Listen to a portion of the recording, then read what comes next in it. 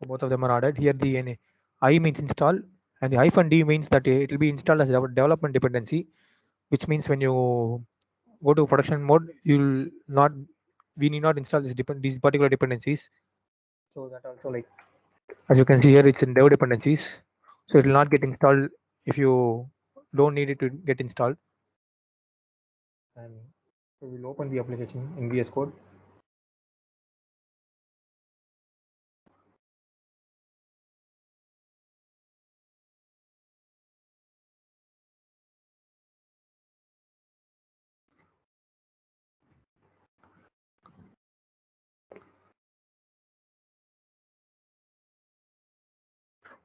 So I'll have to first initialize this particular application to run TypeScript. So this command yarn tsc init, it initializes this directory to TypeScript project. As you can see here, these are all the configurations that can be set up to develop the application in TypeScript. So we'll be only changing two configurations.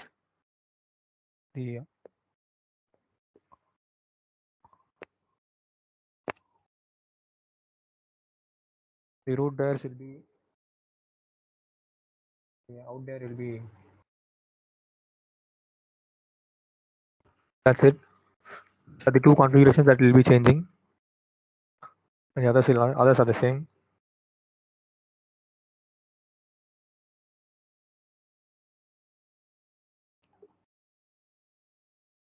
And the other one we will be changing is so has to be made true. So the three things that will be changing is we'll add a source to the root directories, distribution to the out directories, and input helpers will be set to true. So that are the three things that we should configure in this particular tsconfig.json file, which means TypeScript configuration file. And so, like, we can start creating folders. If we configure the root directory to be source in the file, we should create a directory called source and a directory called list.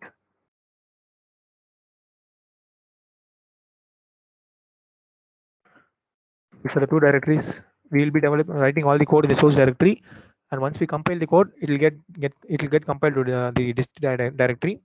So to set up the compilation, what we will do is we will get into scripts in the package.json file, and we will do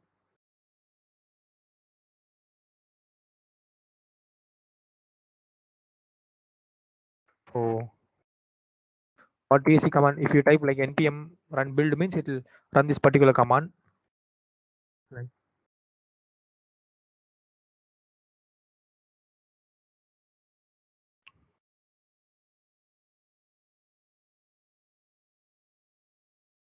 You can see here it will run the particular tsc command.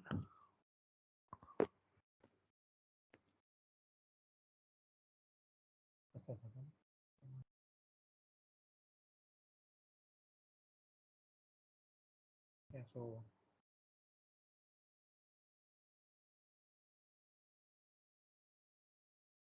development will be installing a particular module called nodemon, which will help us restart the server automatically. Since we may not need to restart the server every time we make changes to the files.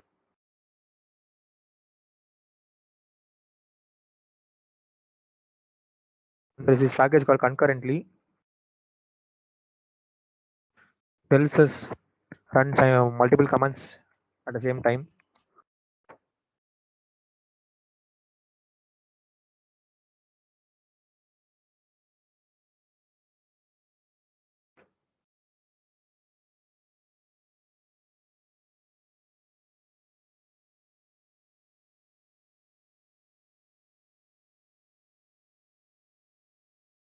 So what this dev command does is it calls the concurrently package to run these two commands, tsc-w and nodemon disk/app.js. What tsc-w does is it will take the written TypeScript files and it will start the watch mode. So that when we make changes to the files, it will get automatically recompiled.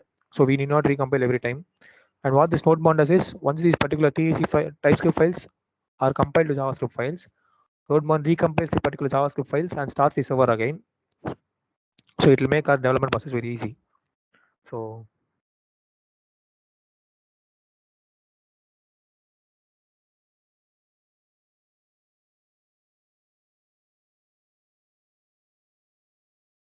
yeah, so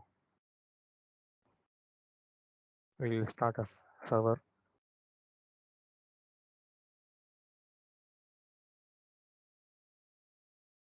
First, we'll need to import Express that we installed.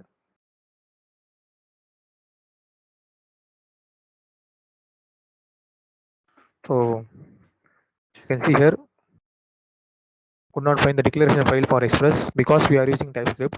We need to install the types for those particular modules. So what we'll do is, to install types for any particular module, you will have to prefix their module name with a at type slash, so that you will get the types for the particular module, and it will be easy for you to develop that application in TypeScript.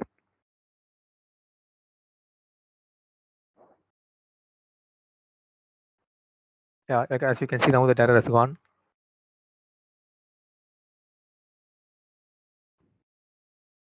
So I start the server.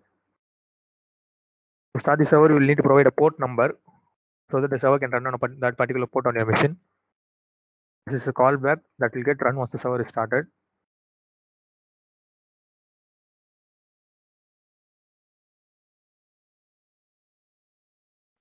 So let's see.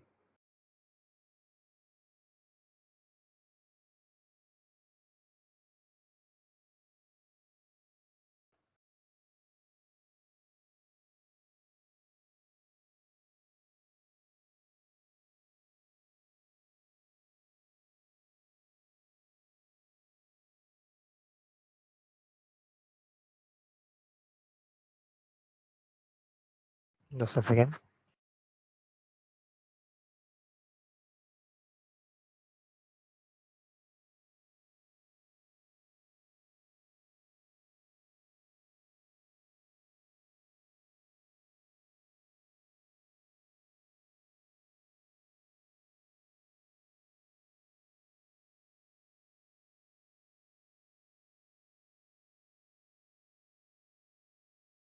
Yeah, so like,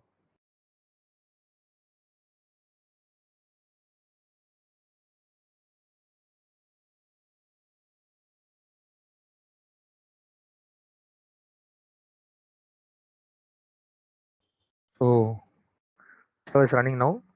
We'll check it if it's running properly.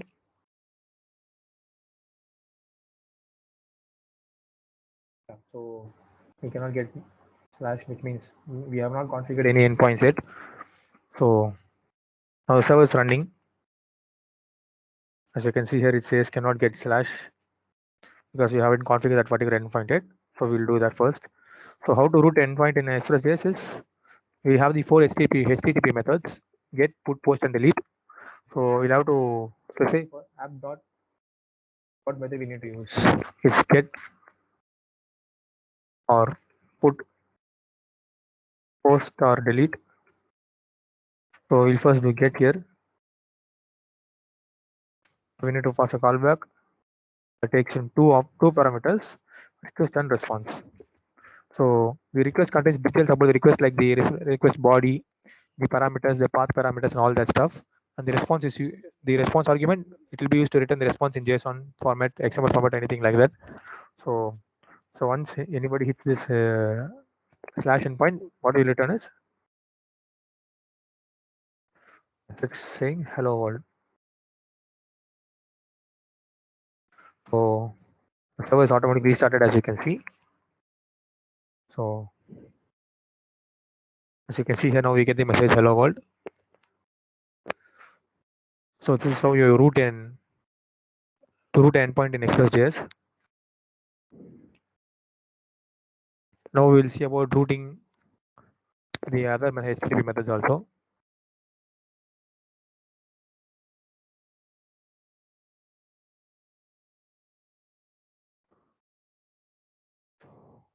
Okay.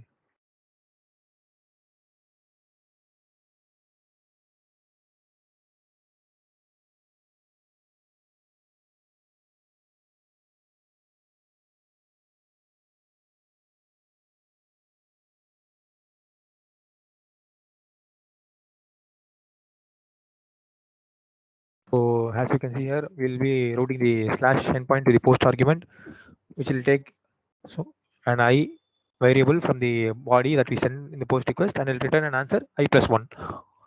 So we'll try that.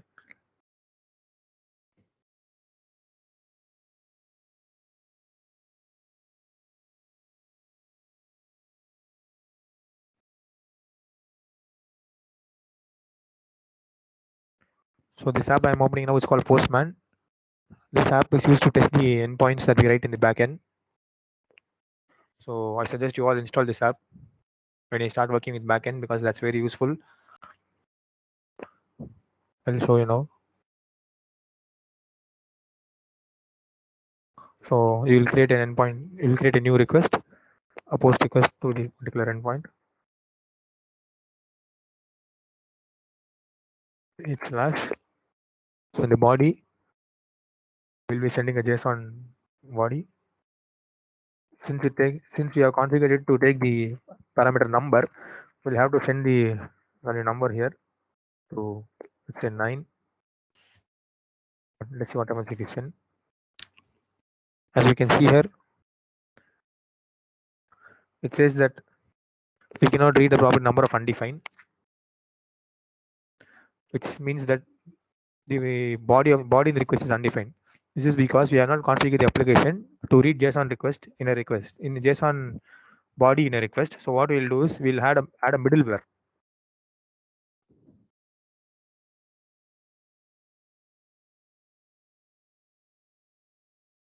So this is called a middleware. What is a middleware? Middleware is some function or some operation that will run before every request gets executed. So if we call this particular endpoint, what happens is first the middleware will be called, and then this particular endpoint will be called. So what is the use of middleware? So middleware can, like, for example, suppose we need authentication and authorization to happen. Certain endpoints are restricted to certain people. What we will do is we'll filter those particular requests out before hitting the endpoint. So that will be like unwanted data will not be visible to unwanted people. So what happens if we use express.json middleware here means it will take the request and it will pass the body that we send in this particular JSON payload. It will pass the body and make it readable to us via the requested body parameter. So let's see what happens now.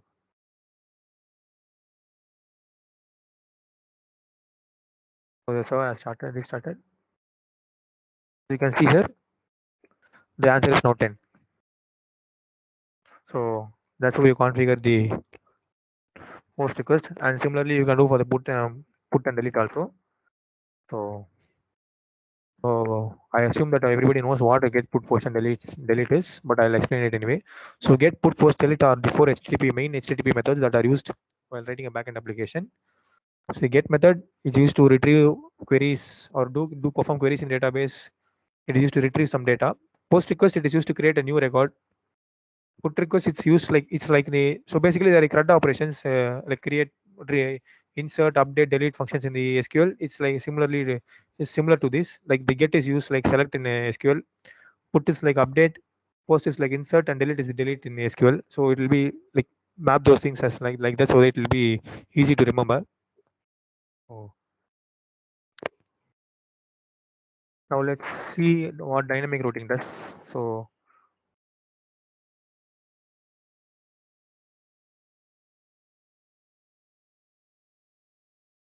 what is dynamic routing is like, sometimes you may have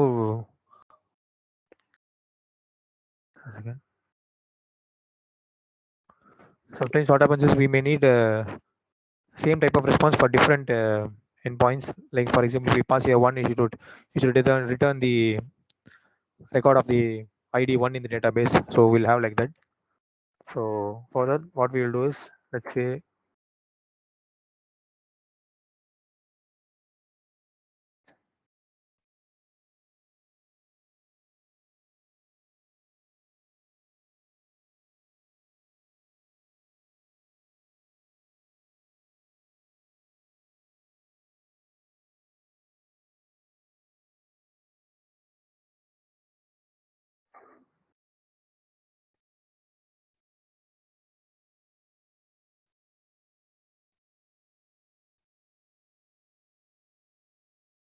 So let's say these are the 4 names that are available in the database. What we'll need is if you pass 1 here, you should return the name. Like similarly, you should return the name for all the IDs if you pass one ID here. So let's see how to do that. So first we'll return the ID by using.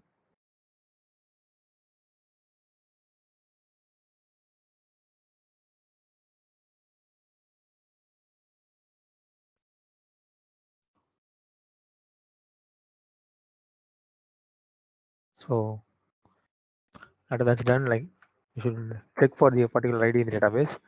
What we'll do is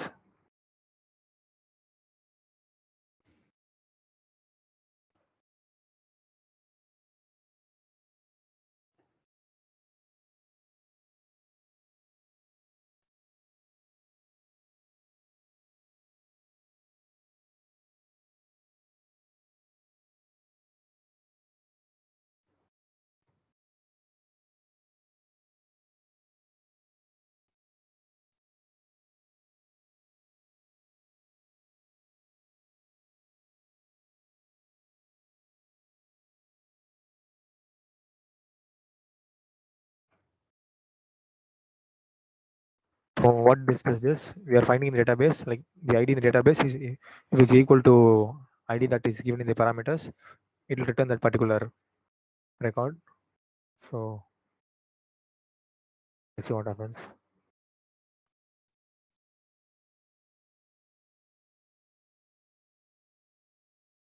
So we'll have to change the big here. As you can see here, if you pass the ID 1 here, it's returning Sanjay. Pass 3 here, returning Lokesh. So that's how you do dynamic routing. It's the same endpoint, but different parameters at different times. So this is called dynamic routing. So these are the basics of using Express.js. And now let's see how to connect the database to Express application. So for the database, we'll be using a PostgreSQL database, which is an SQL database. And we'll be using certain modules to connect the SQL database to our backend application. The main 2 modules are type ORM and TG module. So we'll first install that.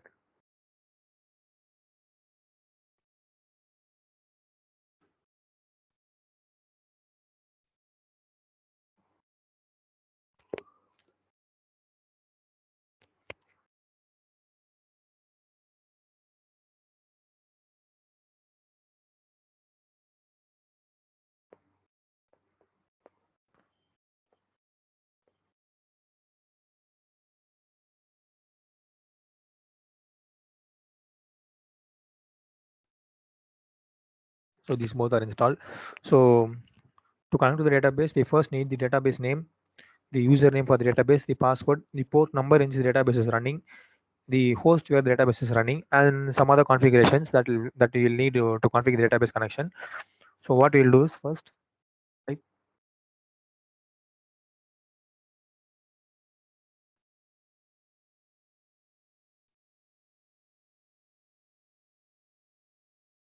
So as you can see here, it will show the help.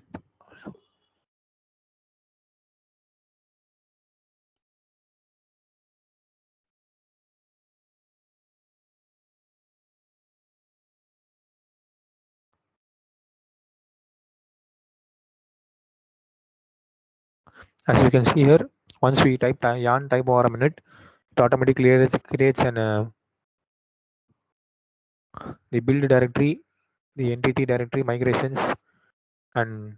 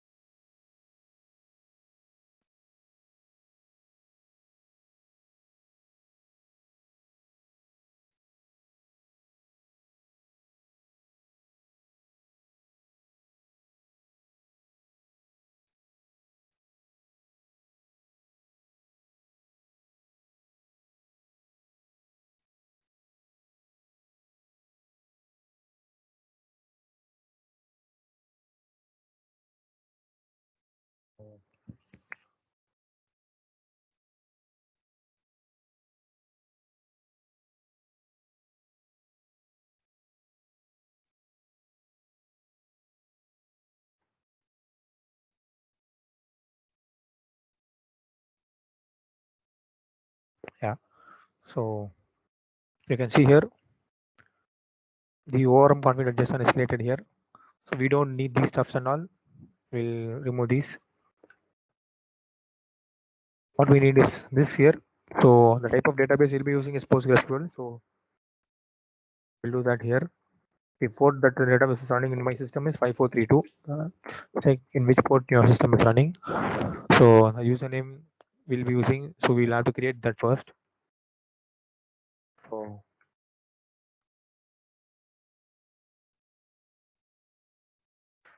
we need to create a database first in the PostgreSQL console.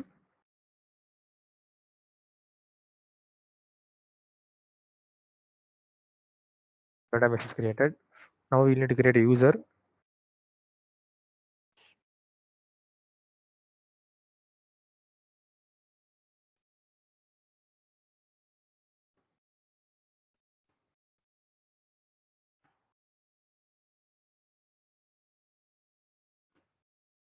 User is created now. What we need to do is we need to grant the user the permissions to write, read, and do all the other stuff in the database. So what we'll do is grant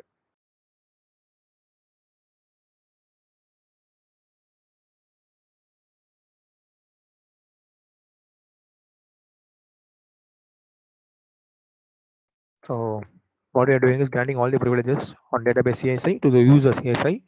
So once we do that, we'll connect to CSI. That's it.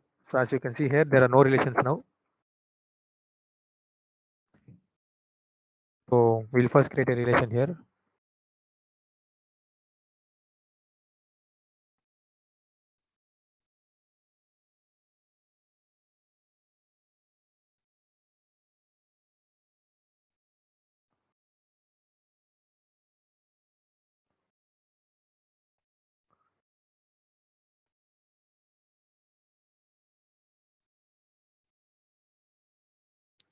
Yeah, so that's done here. So we'll configure the application to get connect to the database.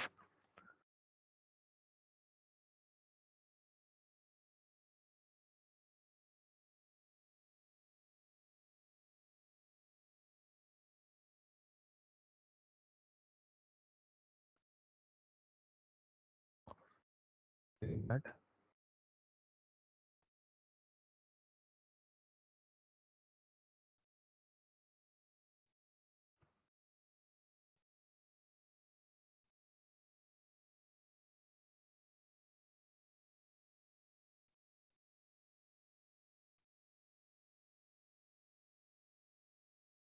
So we'll first create a connection.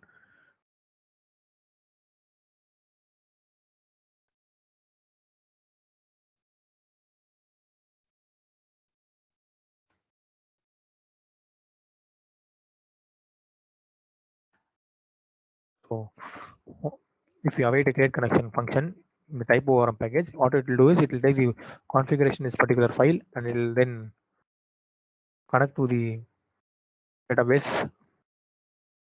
Let's see.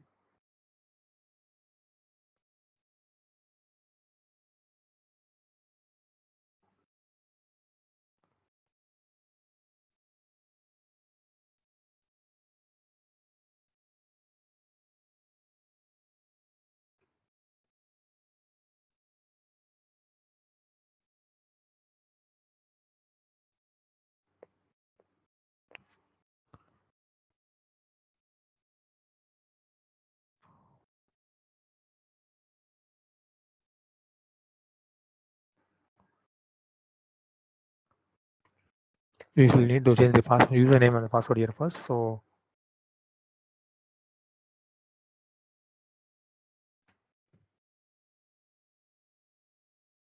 as you can see here, these queries are getting run on the database and the server is started now. So we can now starting creating tables in the database. So how we'll create a table is we'll first go to the entity directory and create a new file named .ts and then Will you entity generator and create a class named to do.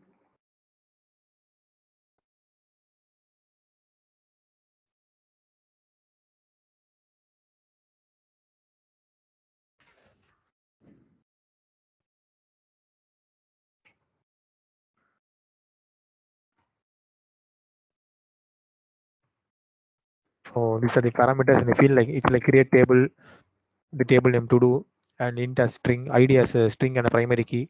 So this primary generated column means it's a primary key and it's automatically generated whenever we insert a record into the database. So this is a normal column. This is a varchar column, and we'll be creating title string and another varchar. The status of the to do whether it's intent.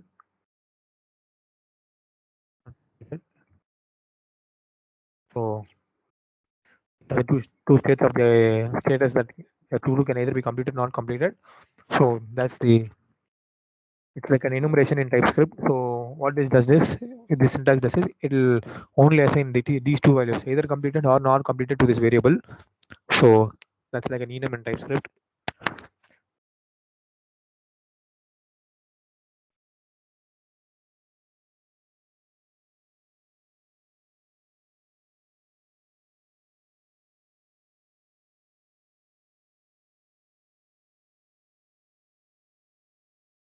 Just a second.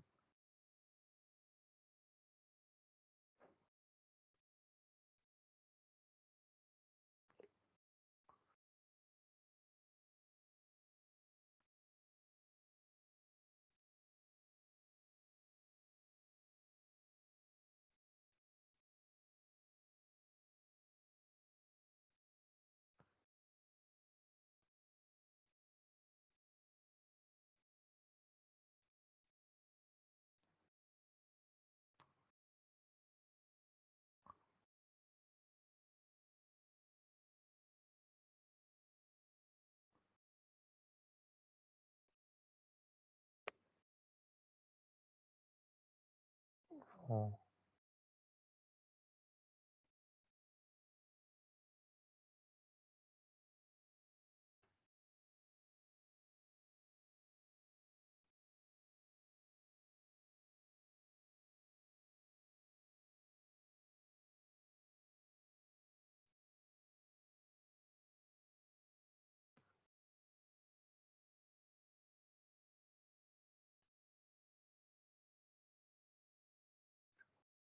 Sorry, for some reason it's crashing.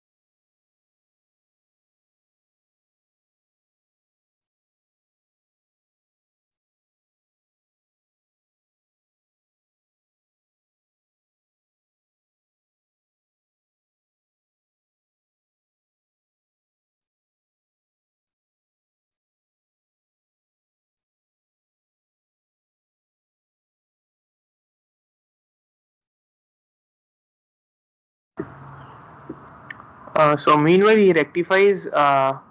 I would like to give an instruction. So you guys would have known about the project that you have to submit at the end of the workshop. So you guys can start your works, and you can give the topics on what you're going to work on.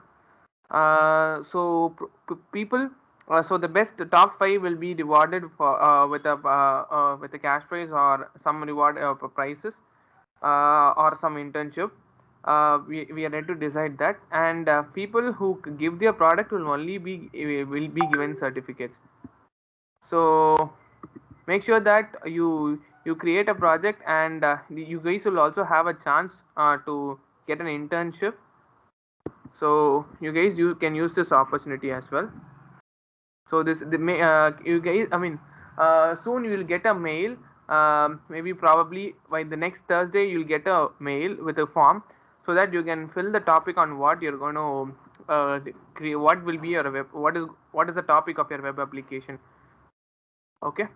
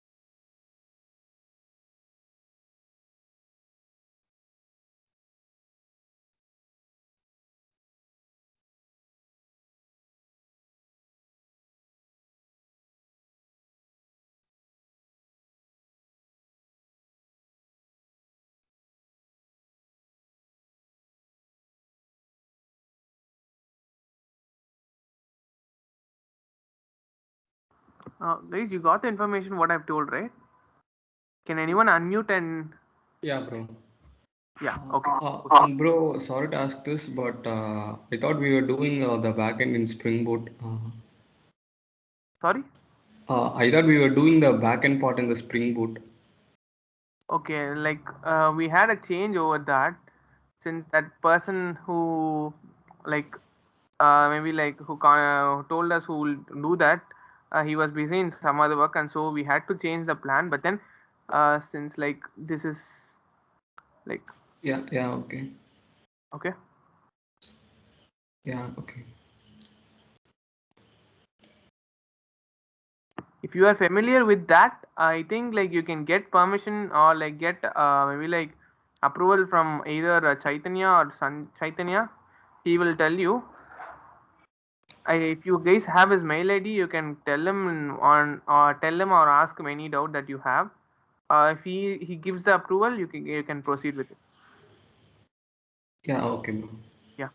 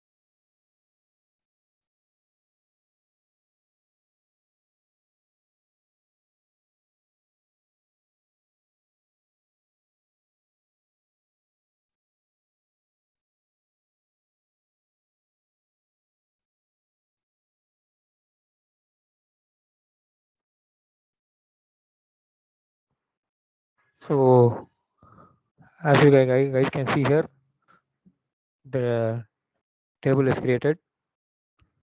So this is how the table is created in Express.js. So we specify the entity decorator here, the primary generated column for the ID, the column for the other varchar. To specify it's a varchar number or something like that, we'll use the column decorator. And we have done this. We did this before also. So once we do create connection, it will automatically connected. And as you can see here, the table is created here. So that's how you create the table. So the next class we'll learn on how to perform the CRUD operations in the database. Loki. So, if you guys have any doubt or clearing sessions, you can ask him. So there was a pause in the middle. So if you guys have any doubt, you can ask him right over here. Yeah, I'm extremely sorry for the whatever thing that happened. Speaking now also, the mic was muted. I was teaching for continuous 5 minutes. So any doubts, anybody? Was the session clear? Because this is the first session that Chaitanya is taking. If you have any like suggestions or like the pace of his teaching, if you guys have any changes or suggestions, you can tell him so that he will rectify it and he will flow through it. Is it clear? Yes, bro. Yeah. Okay. Thank you. Okay, let's meet up in the next week. Meanwhile, we will send you the Google form. For your project, so that we will also get in track of you, and you can maybe like put up your regular progress as well. All right. Thank you so much.